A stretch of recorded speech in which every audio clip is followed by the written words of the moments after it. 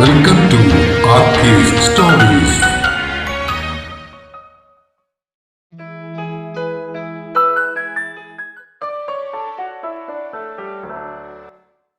താളം ഭാഗം 32.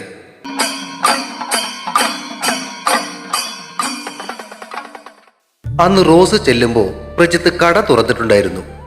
സാധനങ്ങൾ എടുക്കാൻ ഇറങ്ങി വന്ന പ്രജിത്തിനെ നോക്കി യാതൊന്നും സംഭവിച്ചിട്ടില്ലാത്തതുപോലെ അവളൊന്ന് ചിരിച്ചു. തിരികെ ചിരിക്കാൻ ശ്രമിച്ചെങ്കിലും കുറ്റബോധത്താൽ കനം വെച്ചു പോയ അവന്റെ ചുണ്ടുകൾ അകലാൻ മടിച്ചു. പതിവ് പോലെ റഹ്മാനിക്കയുടെ കടയിലേക്ക് ഇറങ്ങാൻ തുടങ്ങിയ ബിജുവിനെ അവൾ പിടിച്ചു നിർത്തി. നിക്ക്, ഞാനും വരുന്നുണ്ട് കടയിലേക്ക്, നല്ല ദാഹം. റോസിന്റെ വാക്കുകൾ അത്ഭുതത്തോടെയാണ് അവൻ കേട്ടത്. പെട്ടിയിൽ നിന്നും റോസ് എടുത്തു കൊടുക്കുന്ന പലഹാരപ്പൊതികൾ കയ്യിലേക്ക് വാങ്ങുന്ന പ്രജിത്തിന്റെ മുഖത്തേക്ക് അവനൊന്ന് സൂക്ഷിച്ചു നോക്കി. അവിടെയും യാതൊരു ഭാവവ്യത്യാസവുമില്ല. രണ്ടും കൂടി എന്തെങ്കിലും പറഞ്ഞ് പിണങ്ങിയിട്ടുണ്ടാകും. അവൻ അത്രയേ ഓർത്തുള്ളൂ. എണ്ണമെല്ലാം കറക്റ്റല്ലേ പ്രജിത്തേട്ടാ? സാധാരണ മട്ടിലുള്ള ചോദ്യം. കറക്റ്റാ. അതുപോലെ തന്നെ തിരിച്ചുള്ള മറുപടിയും. ബിജു കൗതുകത്തോടെ രണ്ടുപേരെ മാറി മാറി നോക്കി. പാടാ. റോസ് വിളിച്ചത് കേട്ടപ്പോഴാണ് അവൻ നോട്ടം മാറ്റിയത്. പതുക്കെ പോയാൽ മതി കേട്ടോ. പ്രജിത്തിന്റെ വായിൽ നിന്നും അറിയാതെ വീണുപോയ പതിവ് വാക്കുകൾക്ക് മറുപടിയായി പതിവ് തെറ്റിച്ചൊരു പുച്ഛത്തിൽ ചാലിച്ച ചിരി അവളുടെ ചുണ്ടിന്റെ കോണിൽ തെളിഞ്ഞതും ബിജുവിന് അത്ഭുതമായിരുന്നു. റഹ്മാനിക്കയുടെ കടയുടെ മുന്നിൽ സ്കൂട്ടർ ചവിട്ടി നിർത്തിയപ്പോ ഇക്ക ചിരിച്ചുകൊണ്ട് കടയുടെ വെളിയിലേക്ക് തലയിട്ടു. അല്ല, ഇത് ആരപ്പാ ഇത്? ഒരു സർബത്ത പുള്ളക്കോ എടുക്കട്ടെ? അയാൾ ചോദിച്ചു. ഓ ആയിക്കോട്ടെ ഇക്ക. വണ്ടി സൈഡ് സ്റ്റാൻഡിൽ ഒതുക്കിയിട്ട് അവൾ പഞ്ചാരപ്പഴത്തിന്റെ മരത്തിനടിയിലിട്ടിരുന്ന ആ ബെഞ്ചിലേക്കിരുന്നു. ഏയ്, എന്താ രണ്ടും കൂടെ വഴക്കിട്ടോ? അവളുടെ അടുത്തേക്ക് ചെന്നിരുന്നിട്ട് ബിജു ചോദിച്ചു. വഴക്കോ? എന്തിന്? ചുമ്മാ ഇരി റോസേജി, നിങ്ങൾ രണ്ടിനെ ഞാൻ ഇന്നലെ കാണാൻ തുടങ്ങിയതല്ലോ. ബെഞ്ചിൽ നിന്നും എഴുന്നേറ്റിട്ട് പഴുത്തു നിന്നൊരു പഞ്ചാരപ്പഴം കൈ എത്തിച്ച് പറിച്ച് വായിലേക്ക് ഇട്ടുകൊണ്ട് അവൾ അവനെ നോക്കി. എടാ ബിജു, നീ നിന്റെ ആശാന്റെ അടുത്തുനിന്ന് ചെണ്ട കൊട്ടാൻ പഠിച്ചു. പക്ഷെ പെമ്പിള്ളേരുടെ ഹൃദയം കൊട്ടിപ്പൊളിക്കാൻ പഠിക്കരുത് കേട്ടോ. പൊട്ടൻ ആട്ടം കാണും പോലെ അവൻ വായും പൊളിച്ച് അവളെ നോക്കി. പഞ്ചാരപ്പഴം ഒന്നുകൂടെ പൊട്ടിച്ച് അവന്റെ വായിലേക്ക് വെച്ചു കൊടുത്തിട്ട് അവൾ അവന്റെ മുടിയിഴകളിൽ കൈ കിടത്തി ഒന്ന് ചിക്കി വിട്ടു. ഇന്നാ പിള്ളേരെ, ഇനി ഇത് കുടിച്ചുകൊണ്ടാവട്ടെ വർത്താനം. കൈകളിൽ സർബത്ത് നിറച്ച ഗ്ലാസുകളുമായി റഹ്മാനിക്ക കടയിൽ നിന്നും വെളിയിലേക്ക് ഇറങ്ങി വന്നു. ഗ്ലാസുകൾ കയ്യിലേക്ക് വാങ്ങി അതിൽ നിന്നും ഒരെണ്ണം ബിജുവിന് കൊടുത്തിട്ട് അവൾ വീണ്ടും ആ ബെഞ്ചിലേക്ക് ഇരുന്നു. പറ റോസേജി, നിങ്ങൾ തമ്മിൽ ശരിക്കും എന്താ പ്രശ്നം? അറിയാനുള്ള ആകാംക്ഷയോടെ അവൻ വീണ്ടും ചോദിച്ചു. ഞങ്ങളുടെ കല്യാണത്തിൻ്റെ അന്ന് സദ്യക്ക് പകരം നീ കൊതിച്ചിരുന്ന ആ ബിരിയാണി ഇനി ഒരിക്കലും വിളമ്പില്ല ബിജുക്കുട്ട.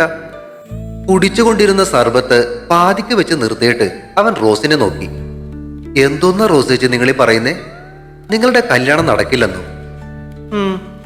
കാരണം? പ്രജിത്തേട്ടന്റെ അമ്മയ്ക്ക് ഞങ്ങളുടെ കല്യാണത്തിന് താല്പര്യമില്ലടാ. അത് കൊള്ളാം. എന്നിട്ട് അങ്ങേരൊന്നും പറഞ്ഞില്ലേ?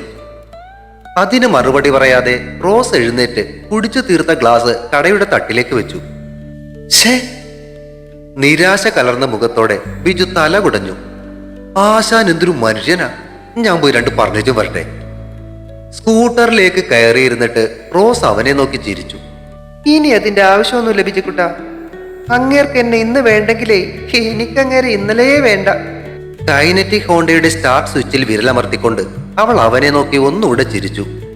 ചെമ്മൺ പാതയിലൂടെ പൊടി ഉയർത്തി പാഞ്ഞു പോകുന്ന ആ കൈനറ്റിക് ഹോണ്ട കണ്ണിൽ നിന്നും മറയുവോളം ഒഴിഞ്ഞ ഗ്ലാസും കയ്യിൽ പിടിച്ചുകൊണ്ട് അവൻ ആ ബെഞ്ചിലിരുന്നു. അനിയനും സേതുട്ടനും എതിരൊന്നും പറയരുത്.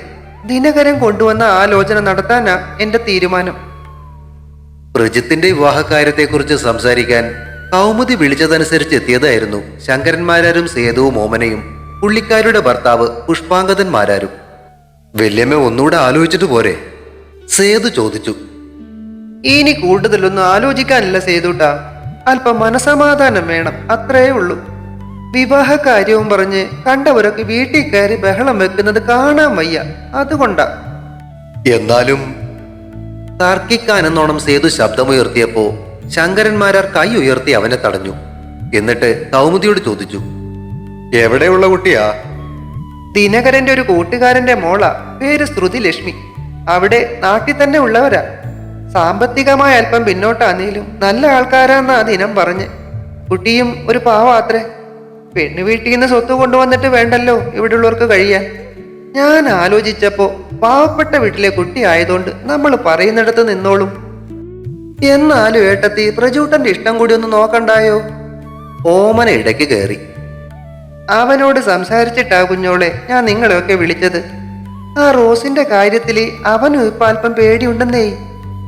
അവന്റെ ആ ഒരു സ്വഭാവം നിങ്ങൾക്കൊക്കെ അറിയാവുന്നതല്ലേ. അതുകൊണ്ട് നിങ്ങൾ എല്ലാവരും കൂടി വിവാഹം ഭംഗിയായിട്ട് നടത്തി തരണം. അതേ എനിക്ക് പറയാനുള്ളൂ. ഛേ! സേതു ദേഷ്യത്തോടെ പോകാൻ എഴുന്നേറ്റു. സേതു, നീ ഇങ്ങനെ പിണങ്ങി പോവല്ലേ. ഞങ്ങൾക്ക് വേറെ ആരും ഇല്ലെന്ന് നിനക്ക് അറിഞ്ഞൂടെ?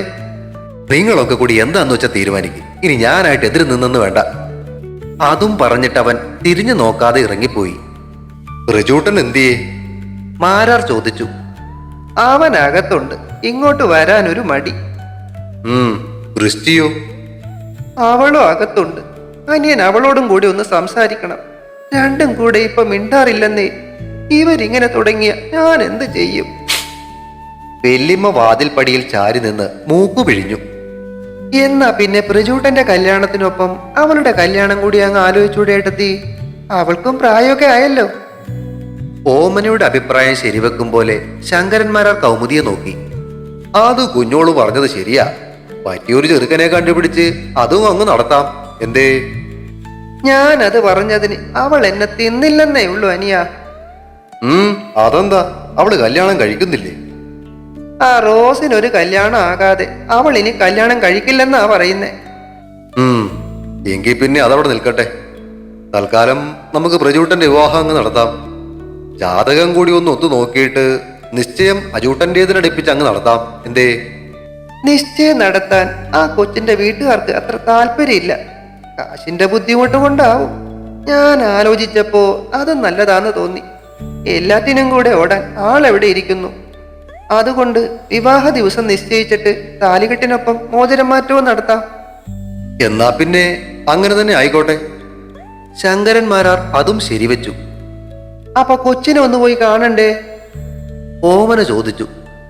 നാട്ടിലെ ഉത്സവത്തിന് പ്രജൂട്ടൻ ആ കൊച്ചിനെ കണ്ടിട്ടുള്ളതാ. എന്നാലും ഒരു നാട്ടു നടപ്പൊക്കെ ഇല്ല ഏട്ടത്തിയെ. അതിപ്പോ വിവാഹ ദിവസം നിശ്ചയിച്ചിട്ട് എല്ലാവർക്കും കൂടെ ഒരു ദിവസം അങ്ങ് പോവാം.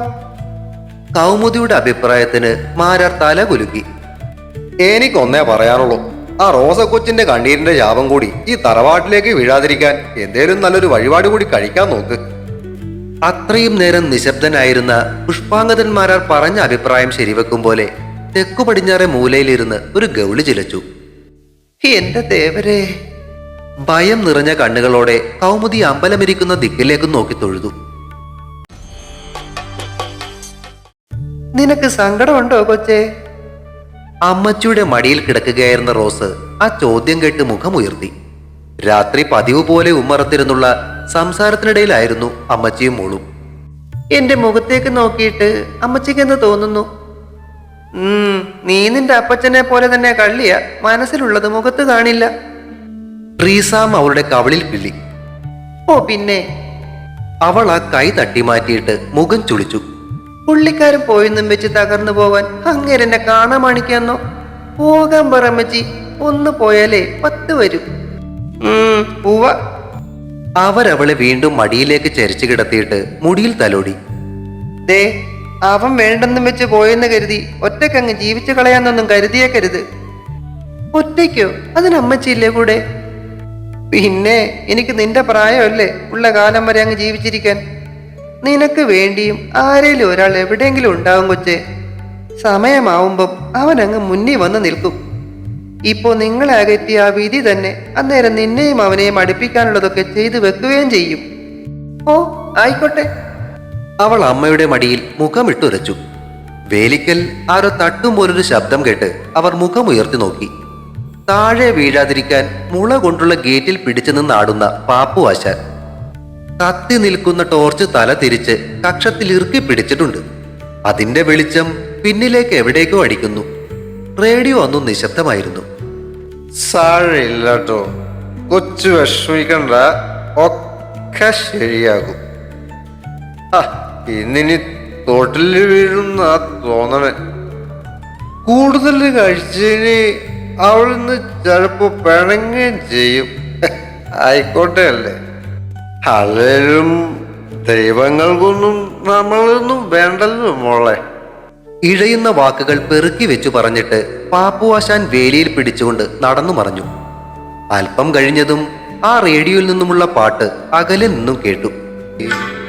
രജനി തൻവീ കനകാമരങ്ങൾ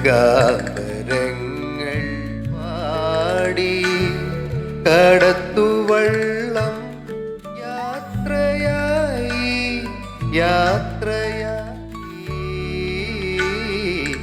കരയിൽ നീ മാത്രമായി.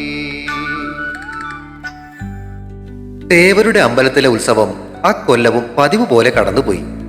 പക്ഷേ ഉത്സവം കൊടിയേറുന്ന ദിവസം മുതൽ വളക്കടകളിലും കലാപരിപാടികൾ നടക്കുന്ന അമ്പലപ്പറമ്പിലും ആർത്തുല്ലസിച്ചു നടന്നിരുന്ന ആ മൂവർക്കൂട്ടം അപ്രാവശ്യം വീടുകളിൽ തന്നെ ഒതുങ്ങിപ്പോയി. തേവരും മാതാവും ഉപചാരം ചൊല്ലി വിട പറയുന്ന ഉത്സവത്തിന്റെ അവസാന ദിവസം ആർപ്പു വിളിച്ച് ഇളകി മറിയുന്ന ജനക്കൂട്ടത്തിനൊപ്പം ആരവം മുഴക്കാറുള്ള അവരുടെ ആ അസാന്നിധ്യം മനസ്സിലാക്കിയതുപോലെ അന്ന് വൈകിട്ട് പ്രകൃതിയും കാലം തെറ്റിയൊരു മഴപ്പെയ്ത്തിലൂടെ ഈറനണിഞ്ഞ് ദുഃഖിതയായി. കുലം കുത്തിപ്പെയ്യുന്ന വേനൽ മഴയിൽ വെള്ളം ചാലുകൾ തീർത്ത് പറമ്പിനോട് ചേർന്നുള്ള നെൽപ്പാടത്തിലേക്ക് ഒഴുകിപ്പോകുന്നത് നോക്കി റോസ് പടികളിലിരുന്നു.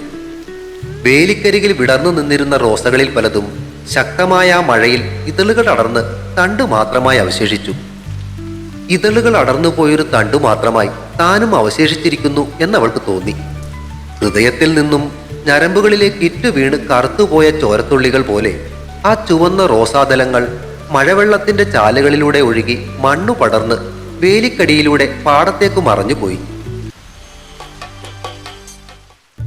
യാമിയുടെ വീടിന് മുന്നിൽ ഇട്ടിരിക്കുന്ന പന്തലിൽ നിന്നുമുള്ള വെളിച്ചം ഇങ്ങിവിടെ നിന്നാലും കാണാം.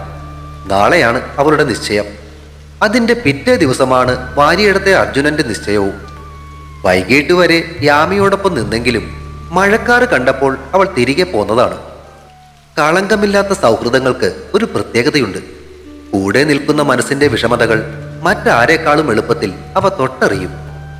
റോസിന്റെ മനസ്സത്ര ശരിയല്ലെന്ന് തോന്നിയതുകൊണ്ടാണ് പൊയ്ക്കൊള്ളാൻ യാമിയും അനുവാദം കൊടുത്തത്. സേതുവേട്ടനെ പൂർണ്ണമായും മറക്കാൻ യാമിക്ക് കഴിഞ്ഞിട്ടില്ലെങ്കിലും പ്രവീണേട്ടന്റെ കയ്യിൽ അവളുടെ ജീവിതം സുരക്ഷിതമായിരിക്കും. അങ്ങേരവളെ പയ്യെ വളച്ച് കുപ്പിയിലാക്കുകയും ചെയ്യും. അതിനുള്ള മിടുക്കൊക്കെയുണ്ട് ആശാന്. ഓർത്തപ്പോ റോസിന് ചിരിയും വന്നു. ഇതെന്തോന്നാ കൊച്ചേ, ഇറയത്തിരുന്ന് മഴയുടെ തണുപ്പടിക്കാതെ അങ്ങ് കേറിപ്പോയേ. പുതുമഴയാ, കാക്കടി കൊണ്ടെങ്ങാനും നനഞ്ഞാ പിന്നെ അത് മതി. പിന്നിൽ നിന്നും അമ്മച്ചിയുടെ ശബ്ദം കേട്ടപ്പോ ചിന്തകളിൽ നിന്നും ഉണർന്ന് അവൾ മുഖം ചരിച്ചു നോക്കി. അമ്മച്ചിയും ഇവിടെ ഇരിക്കാന്നേ. ഈ മഴയും കണ്ട് ഇവിടെ ഇങ്ങനെ ഇരിക്കാൻ എന്ത് രസാന്നോ. വേണേ 2 ഗ്ലാസ് ചൂട് കാപ്പി എടുത്തോ. പിന്നെ ഇനി ഈ രാത്രി കാപ്പി അനത്താൻ പോവുകയല്ലേ, എണീറ്റ് പോവച്ചേ. റീസാമ പിന്നെയും നിർബന്ധിച്ചപ്പോ അവൾ മടിയോടെ അമ്മച്ചിയെ നോക്കി ഒന്ന് മുടിച്ചിക്കി. ആ സമയം ആകാശത്തെ വിണ്ടു കീറിക്കൊണ്ടൊരു മിന്നൽ ഭൂമിയെ തൊട്ടു. അതോടൊപ്പം മുഴങ്ങിയ ഇടിയുടെ ശബ്ദം അവളെ വിറപ്പിച്ചു.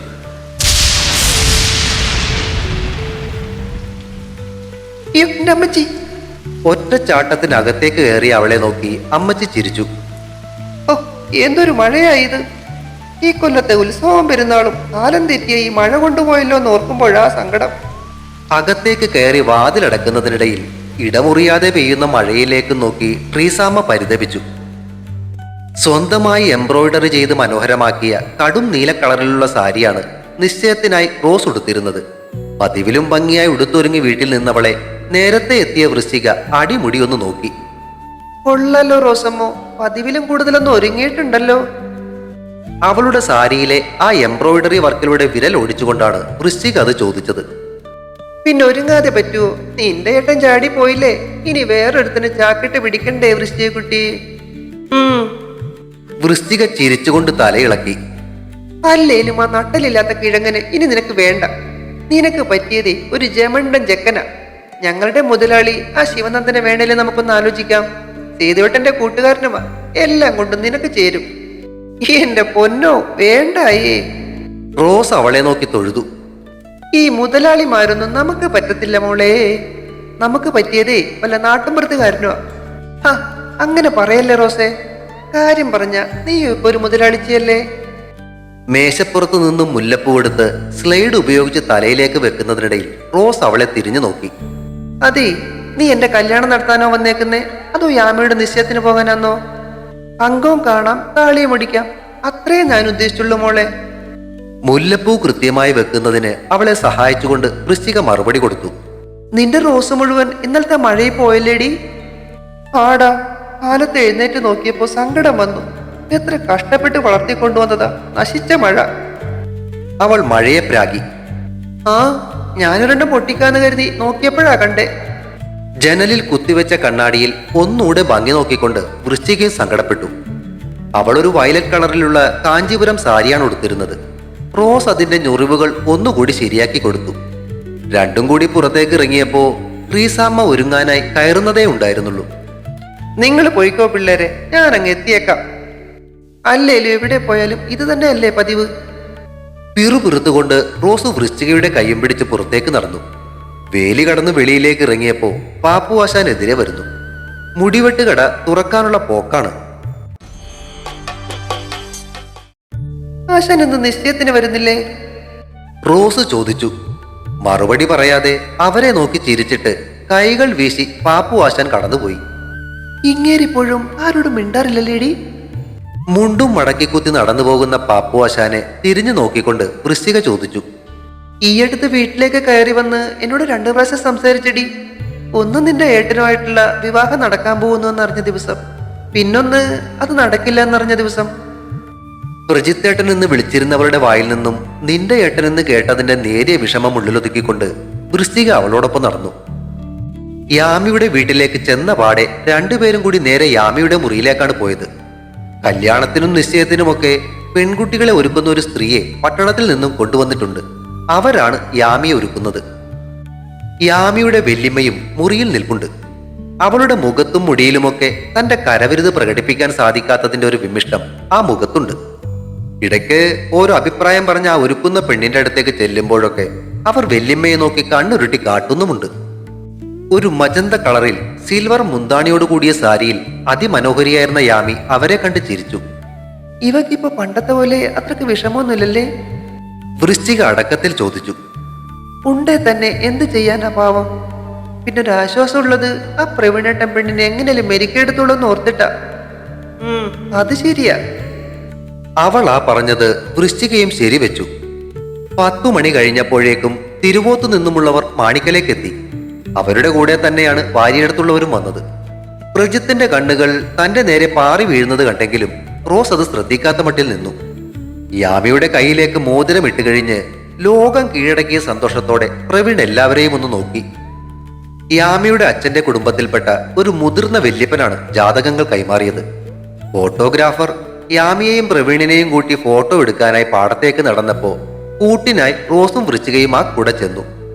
ചേർന്ന് നിൽക്കാൻ ഫോട്ടോഗ്രാഫർ പറയുന്ന അവസരത്തിലൊക്കെ അത് പരമാവധി മുതലാക്കിക്കൊണ്ട് പ്രവീൺ യാമിയുടെ മേലേക്ക് ചാഞ്ഞു. വരമ്പത്തേക്ക് ചാഞ്ഞു കിടക്കുന്ന ഒരു തൈത്തെങ്ങിന്റെ ഓല വലിച്ചെടുത്ത് കടിച്ചും കൊണ്ട് റോസ് അതും നോക്കി വൃശ്ചികയോട് കളി പറഞ്ഞു ചിരിച്ചു. പിറ്റേ ദിവസം നടക്കാനുള്ള അർജുന്റെയും നക്ഷത്രയുടെയും നിശ്ചയത്തിലിടാൻ തയ്ച്ച വൃശ്ചികയുടെ ബ്ലൗസുമായിട്ട് വൈകുന്നേരം ഭാര്യയിടത്തേക്ക് എത്തിയതായിരുന്നു റോസ്. മരുമകളായി കടന്നു വരാൻ ആഗ്രഹിച്ച ആ വീടിന്റെ പടികൾ കയറുമ്പോൾ ആശങ്കയായിരുന്നു അവളുടെ മനസ്സിൽ. വൃശ്ചികയുടെ നിർബന്ധത്തിന് വഴങ്ങിയുള്ള ആ വരവ് വേണ്ടായിരുന്നു എന്നുവരെ ഒരു മാത്രം അവൾ ചിന്തിച്ചുപോയി. വരാന്തയിലേക്ക് കയറിയതും മനസ്സിന്റെ ധൈര്യം ചോർന്നുപോയ അവൾ തിരികെ പോകാനായി പടികൾ ഇറങ്ങി. ഏയ്, റോസന്ത വന്നിട്ട് തിരികെ പോകുന്നേ? പിന്നിൽ നിന്നും പ്രജിത്തിന്റെ ചോദ്യം കേട്ട് അവളുടെ കാലുകൾ നിശ്ചലമായി. അടുത്ത നിമിഷം ധൈര്യം സംഭരിച്ചിട്ട് അവൾ തിരിഞ്ഞു നിന്നു. ഞാൻ ഈ ബ്ലൗസ് കൊടുക്കാൻ വന്നതാ, വൃശ്ചിക്ക് നാളെ ഇടാനുള്ളതാ. താനിരിക്കെ, അവരൊക്കെ ഇപ്പൊ വരും. അജൂട്ടൻ എന്തോ വഴിപാട് കഴിക്കാനായി അമ്പലത്തിലേക്ക് പോയേക്കുക. ഓ, ഇരിക്കുന്നില്ല, പോയേക്കുവാ. ഇതങ്ങ് കൊടുത്തേച്ചാ മതി. അവൾ കയ്യിലിരുന്ന പൊതി നീട്ടി. എന്താ, ഇരിക്കാൻ പേടിയായിട്ടാണോ? അവന്റെ ആ ചോദ്യത്തിൽ അവളുടെ കണ്ണുകൾ കൂർത്തു. പേടിയോ? എനിക്കോ? ഞാനെന്തിനു പേടിക്കണം? അതോടൊപ്പം അവൾ ആ അരമതലിലേക്ക് കയറിയിരിക്കുകയും ചെയ്തു. പ്രജിത്ത് അടുത്തേക്ക് നടന്നു വന്ന് തൊട്ടടുത്തുള്ള തൂണിലേക്ക് ചാരി നിന്നപ്പോ ദേഹമൊന്ന് വിറച്ചെങ്കിലും ധൈര്യം സംഭരിച്ചുകൊണ്ട് അവൾ അവനെ തന്നെ നോക്കി. റോസേ, എനിക്കിപ്പോഴും നിന്നെ ഇഷ്ടം തന്നെയാ. പക്ഷെ അമ്മയെ വിഷമിപ്പിക്കാനും വയ്യ. ഞാൻ വേറൊരു വിവാഹം കഴിച്ചാലും നീ വിഷമിക്കുകയൊന്നും വേണ്ട. നിന്നോട് എനിക്കുള്ള സ്നേഹമൊന്നും ഉണ്ടാകും. എന്നിട്ട് ചോദ്യത്തോടൊപ്പം അവളുടെ കണ്ണുകളും ചുരുങ്ങി. നമുക്ക് പഴയതുപോലെ തന്നെ അങ്ങ് കഴിയാന്നേ. നിനക്ക് എന്ത് ആവശ്യമുണ്ടെങ്കിലും ഞാൻ നടത്തിത്തരും. അതിപ്പോ എന്നോടൊപ്പം നടന്നിരുന്നത് കൊണ്ട് നിനക്കിനൊരു കല്യാണം നടന്നില്ലെങ്കിലും നീ പേടിക്കണ്ട. നിന്നെ ഞാൻ നോക്കിക്കൊള്ളാം. ചാടി എഴുന്നേറ്റ അവൾ സർവശക്തിയും എടുത്ത് കൈ വീശി ഒന്നങ്ങ് കൊടുത്തു. പ്രജിത്തിന്റെ കരണം പുകഞ്ഞുപോയി. ഇതെന്തിനാന്നറിയോ? ഇപ്പൊ ഈ പറഞ്ഞതിനല്ല, ഇത്ര നാളും കൂടെ നടന്നിട്ട് ഈ റോസ് ആരെന്ന് ശരിക്കും മനസ്സിലാക്കാത്തതിന് തന്നതാ. ആരെങ്കിലും കണ്ടോ എന്ന പരിഭ്രമത്തോടെ പ്രജിത്ത് അകത്തേക്ക് പോയപ്പോ പല്ല് ഞെരിച്ചുകൊണ്ട് അവൾ പടികളിറങ്ങി. ദേഷ്യത്താൽ വിറക്കുന്ന ശരീരവുമായി കൈനറ്റി കോണ്ടയിലേക്ക് കയറിയിരുന്നപ്പോഴാണ് ശങ്കരന്മാരാരുടെ വീടിന്റെ വാതിൽ തുറന്നു കിടക്കുന്നത് അവളുടെ ശ്രദ്ധയിൽപ്പെട്ടത്. അനിയന്റെ കന്നന്തിരിവ് സേതുവേട്ടനോടുകൂടി പറഞ്ഞേക്കാമെന്ന് ആലോചിച്ചുകൊണ്ടാണ് അവൾ സ്കൂട്ടറിൽ നിന്നും ഇറങ്ങി അങ്ങോട്ട് നടന്നത്. തുറന്നു കിടന്നിരുന്ന വാതിലിൽ കൂടി അകത്തേക്ക് കയറിയ അവൾക്ക് അവിടെ ആരെയും കാണാൻ സാധിച്ചില്ല. സ്ഥിരമായി അടഞ്ഞു കിടക്കാറുള്ള സേതുവിന്റെ മുറി ചാരിയിട്ട നിലയിൽ കണ്ടതും അവളുടെ പുരികങ്ങൾ ചുളിഞ്ഞു. ആ മുറിയുടെ അടുത്തേക്ക് ചെന്ന അവൾ ചാരിക്കിടന്നിരുന്ന ആ വാതിൽ പാളികളിൽ മെല്ലെ ഒന്ന് തള്ളി നോക്കി. അവളെ ആശ്ചര്യപ്പെടുത്തിക്കൊണ്ട് ആ വാതിൽ പാളികൾ അകത്തേക്ക് തുറന്നു. തുടരും. താളം അടുത്ത ഭാഗം ഉടൻ പ്രതീക്ഷിക്കുക. സബ്സ്ക്രൈബ് ചെയ്യാത്തവരുണ്ടെങ്കിൽ ദയവായി സബ്സ്ക്രൈബ് ചെയ്ത് സപ്പോർട്ട് ചെയ്തേക്കണേ. കഥയ്ക്ക് അഭിപ്രായങ്ങളും ലൈക്കുകളും നൽകുന്നതിനൊപ്പം ഹൈപ്പ് കൂടി നൽകി ഒന്ന് സപ്പോർട്ട് ചെയ്തേക്കണേ. കൂടാതെ കഥയുടെ ലിങ്ക് പരിചയക്കാർക്കൊക്കെ ഒന്ന് ഷെയർ ചെയ്ത് കൊടുത്തേക്കണേ. താങ്ക്